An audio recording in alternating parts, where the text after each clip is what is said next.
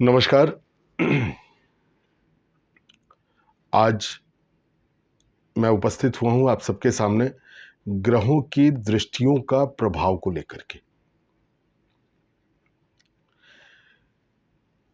नवग्रह हैं, हम सभी जानते हैं कि 9 ग्रह हैं, लेकिन उसमें 7 जो हैं वो मुख्य ग्रह हैं। 2 राहु और केतु ये छाया ग्रह हैं। तो प्रत्येक जितने भी ये ग्रह हैं, इनकी सबकी एक दृष्टि 7वीं दृष्टि, सप्तम दृष्टि सबकी होती है।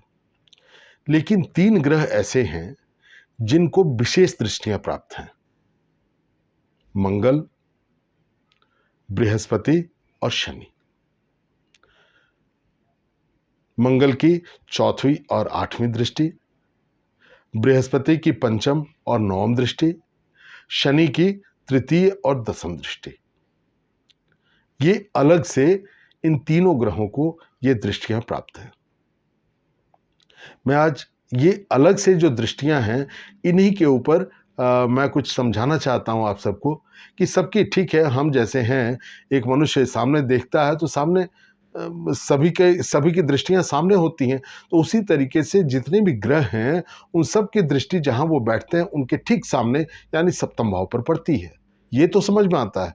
लेकिन मंगल और बृहस्पति और शनि, इन तीनों को जो अलग से जो दृष्टियां दी गई हैं, इसके ऊपर एक बहुत ही महत्वपूर्ण शास्त्रकारों ने इसके ऊपर बहुत ही अच्छी चर्चा की है कि आखिर क्यों इन तीनों ग्रहों को विशेष दृष्टियां अलग से मिली हुई हैं। जैसा कि हम सब जानते हैं कि सूर्य जो हैं नवग्रहों में राजा हैं, तो उसी तरीके से मंगल को सेनापति कहा गया है। तो मंगल को 2 विशेष अलग से दृष्टियां जो प्राप्त हैं, वो दृष्टि है चतुर्थ और अष्टम।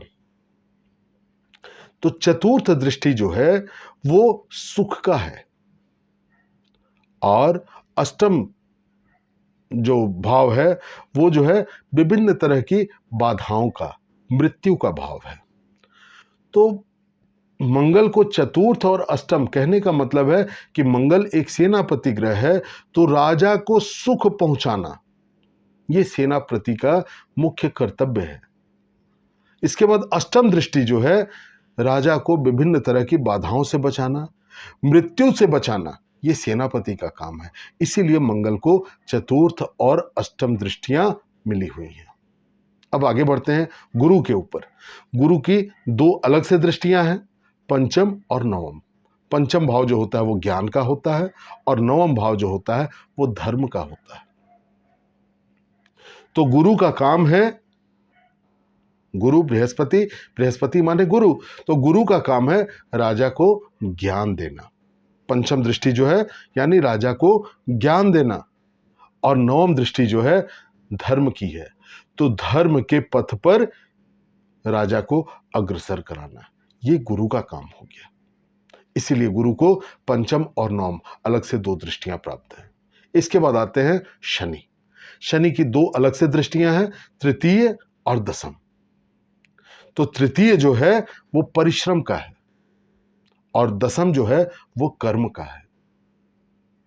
और शनि को सेवक की संज्ञा दी गई है, तो राजा के सेवक शनि, तो इनका काम होगा 3य दृष्टि यानी परिश्रम, राजा के लिए परिश्रम करना, और 10वीं दृष्टि कर्म करके राजा को सुख पहुंचाना। ये शनि का काम होगा, एक सेवक का काम होगा।